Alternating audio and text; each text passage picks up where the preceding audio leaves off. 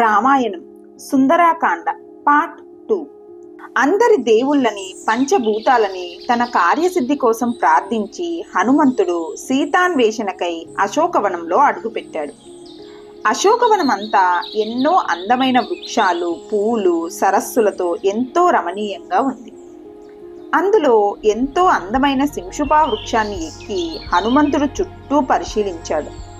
అక్కడ సింశుపా వృక్షం కింద రాక్షస స్త్రీలచే పీడింపబడుతూ సింహంల మధ్యలో ఉన్న జింకల భయపడుతూ కృషించిపోయి ఉన్న స్త్రీని చూశాడు.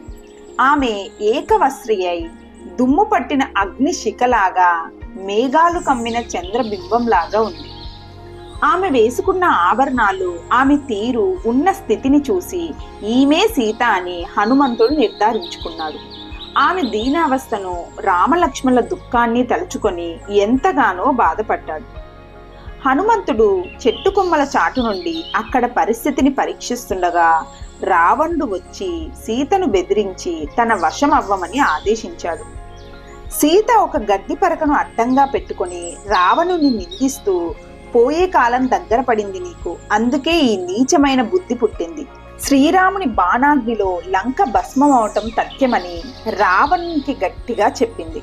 రావణుడు దానికి గట్టిగా నవ్వుతూ సీతకు ఒక నెల గడువు పెట్టి, ఆ నెలలోపు తనకు వశం కాకపోతే ఈ రాక్షసులకు ఆహారం అయిపోతావంటూ వెళ్ళిపోయాడు. సీత చుట్టూ ఉన్న రాక్షస స్త్రీలు బ్రతిమాలుడుతూ సీతను రావణుడు చెప్పిన దానికి ఒప్పించడానికి ప్రయత్నించారు. సీత ఒప్పుకోకపోతే తినేస్తామని బెదిరించసాగారు. భయంతో ఆశను కోల్పోయి సీత ప్రాణత్యాగం చేయాలి అనుకుంది. ఆ రాక్షస స్త్రీలలో త్రిజట అనే రాక్షస స్త్రీ మిగతా రాక్షస స్త్రీలను గద్దించి సీత లాంటి పుణ్యస్త్రీని బాధ పెట్టడం రాక్షస జాతి వినాశనాన్ని తెచ్చిపెడుతుందని తనకు ఒక కల వచ్చిందంటూ ఆ కలలో లంకా నగరం నాశనం అవ్వడము, సీతారామ లక్ష్మణులు పుష్పక విమానంలో ఆకాశంలో ప్రయాణించడం కనిపించిందంటూ వివరించింది. ఇలా చెప్పి త్రిజట మనల్ని రక్షించమని సీతను వేడుకోమని మిగతా రాక్షస స్త్రీలకి చెప్పింది. ఆ కల విని రాక్షస స్త్రీలు చాలా భయపడ్డారు. ఆత్మహత్యకి సిద్ధపడిన సీతకు ఎటు చూసినా శుభశకునాలు కనిపించాయి. చెట్టుపై నుండి ఇదంతా గమనిస్తున్న హనుమంతుడు ఇంకా ఆలస్యం చేస్తే సీత ప్రాణత్యాగం చేయగలదని, కానీ ఒక్కసారిగా ఆమె ముందుకు వెళ్తే కంగారు పడి కేకలు పెట్టే అవకాశం ఉంది, అలా చేస్తే మొదటికే మోసం వస్తుందని ఆలోచించి హనుమంతుడు చెట్టుపై నుండి మెల్లగా దశరథ కుమారుడైన రాముని కథను చెప్పటం ప్రారంభించాడు. రాముడు పంపిన దూతలలో ఒకడినైన నేను ప్రస్తుతం చెట్టుపై నుండి సీతను చూశానంటూ చెప్పసాగాడు. ఆ కథ విని సీత ఆనందించింది. కానీ తను కలగంటున్నానేమో అని భ్రమపడి తల పైకెత్తి చెట్టుపైనున్న వానరుణ్ణి చూసి కలవరపడింది.